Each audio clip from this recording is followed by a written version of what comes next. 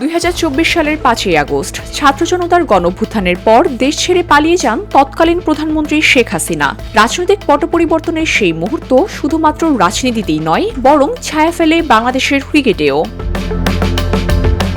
আর সবচেয়ে বেশি অনিশ্চয়তার মধ্যে পড়েন দেশের ক্রিকেটের অলরাউন্ডার সাকিব আল হাসান।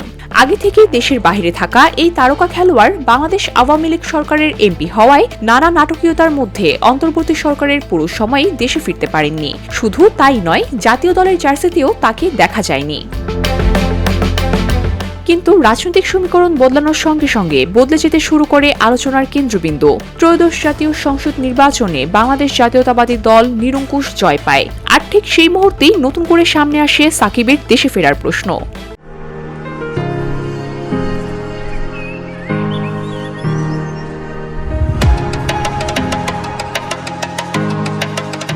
কয়েকদিন আগে বিএনপির মহাসচিব মির্জা ফখরুল ইসলাম আলমগীর ইঙ্গিত দেন সম্ভাবনার কথাও। তার সেই মন্তব্য যেন আগুনে ঘি ঢেলে দেয়। বিএনপি যখন সরকার গঠনের দ্বারপ্রান্তে দাঁড়িয়ে আছে, তখন সাকিবের প্রত্যাবর্তনকে নিয়ে জল্পনা আরও তীব্র হয়ে ওঠে।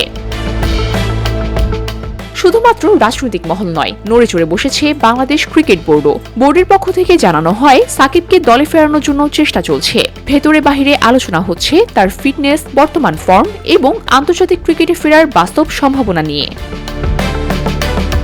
এরই মধ্যে সামাজিক যোগাযোগ মাধ্যমে ছড়িয়ে পড়ে নতুন গুঞ্জন। আগামী 28 ফেব্রুয়ারি দেশে ফিরছেন সাকিব আল হাসান। এই খবর ছড়িয়ে পড়তেই উত্তেজনা তুঙ্গে উঠে যায়। কারণ মার্চের দ্বিতীয় সপ্তাহে ঘরের মাঠে পাকিস্তানের বিপক্ষে ওয়ানডে ও টি-20 সিরিজ। যদি সত্যিই 28 তারিখে দেশে ফিরেন তিনি, তাহলে কি সেই সিরিজে আবারও দেখা যাবে বিশ্বসেরা অলরাউন্ডারকে? কিন্তু নাটক নতুন মোড় নেয় যখন 28 তারিখে দেশে ফেরার গুঞ্জন নিজেই উড়িয়ে দিয়েছেন সাকিব। গণমাধ্যমকে পাঠানো খুদে বার্তায় সাবেক টাইগার অধিনায়ক স্পষ্টভাবে জানিয়ে দিয়েছেন তিনি 28 তারিখে দেশে ফিরছেন না। তাহলে কি সবটাই কেবল গুঞ্জন, নাকি এখনো চলছে পর্দার আড়ালের আলোচনা? রাজনীতি, ক্রিকেট আর অনিশ্চয়তার এই ত্রিমুখী সমীকরণে এখনো স্পষ্ট নয় সাকিব আদৌ দেশে ফিরতে পারবেন কিনা। তার ক্যারিয়ারের শেষ সময় কি আবারও লাল সবুজের জার্সিতে মাঠে নামবেন তিনি, নাকি এই অধ্যায় শেষ হবেই নীরবেই? প্রশ্নটা এখন অনেকের, কিন্তু উত্তরটা এখনো অজানা। VOD Bangla news desk.